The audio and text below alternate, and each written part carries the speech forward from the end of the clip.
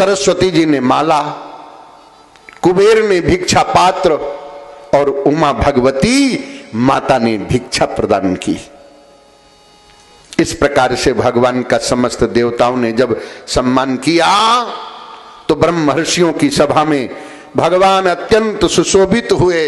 इसके पश्चात स्थापित और प्रज्वलित अग्नि का कुशों के से परिसमूह करके उन्होंने होम किया। भगवान ने ये सुना कि नर्मदा के तट पर भृगवंशी ब्राह्मणों के आदेशानुसार अश्वमेध यज्ञ किया जा रहा है, तो वे अत्यंत शक्ति संपन्न भगवान यज्ञशाला की ओर चल पड़े। उनके भार से पृथ्वी पग पग पर झुक रही थी। जब यज्ञशाला की ओर उनके तेज से यजमान और ऋषिजन उन सब निस्तेज हुए, सब लोगों को लग रहा था जैसे उस यज्ञ को देखने के लिए भगवान भुवन भास्कर पधार रहे। ब्रह्मचारी यज्ञशाला में प्रवेश करने पर अग्नि सहित ऋषियों और यजमानों ने उनका सम्मान किया। यजमान बलि ने भगवान के चरणों को धोया।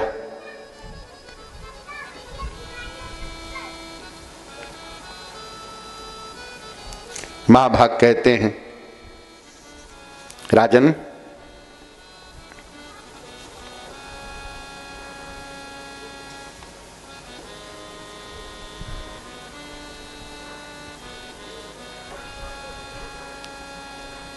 शुक्राचार्य जी ने पहचान कर ली।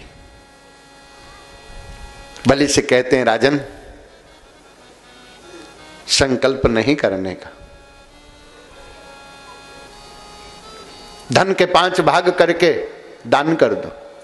धर्माय यशसे अर्थाय कामाय जनाय चा पंचधा विभजन वित्त मिहा मूत्र चमोदते। राजन, अर्थ के जो 5 भाग करके उपयोग करता है उसका लोक और परलोक दोनों ही संभलता है।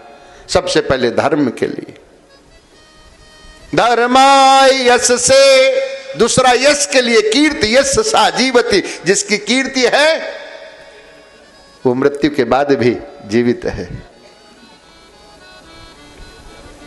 कृषि व्यापार के लिए, आजीविका के लिए और जनता और राष्ट्र के लिए।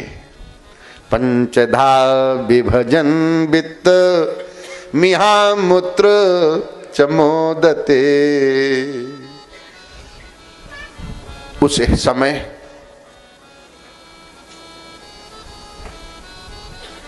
शुक्राचार्य जी राजा बलि को मना कर रहे हैं। ये बामन नहीं, विराट हैं, संकल्प नहीं करने का। लेकिन जो लोक जगत के लिए कहा गया,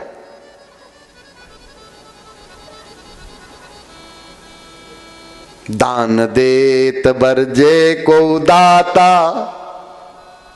ताको भला न करे विधाता।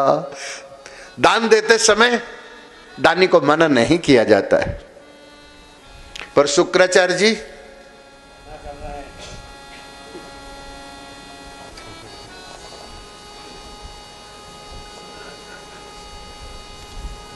बामन जी ने कहा, हम ब्राह्मण हैं, हमको ये भी संस्कार करना आता है। जैसे ही जल का कमंडल लिया तो शुक्राचार्य जी कमंडल की टोटी में प्रविष्ट हो गए। जब जल ही नहीं गिरेगा तो जल के साक्षित्व में संकल्प कैसे होगा? इसलिए संकल्प अभाव हो जाएगा। तो युक्ति दी,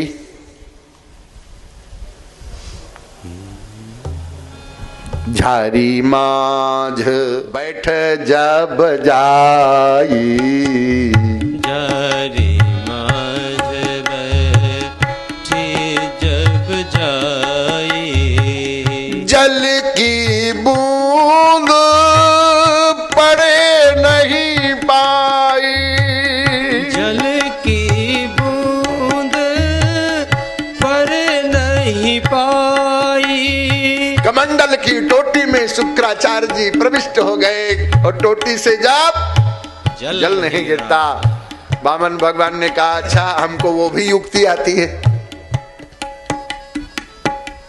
तब कुश विप्र चलावा टूटी, तब कुश विप्र चलावा टूटी।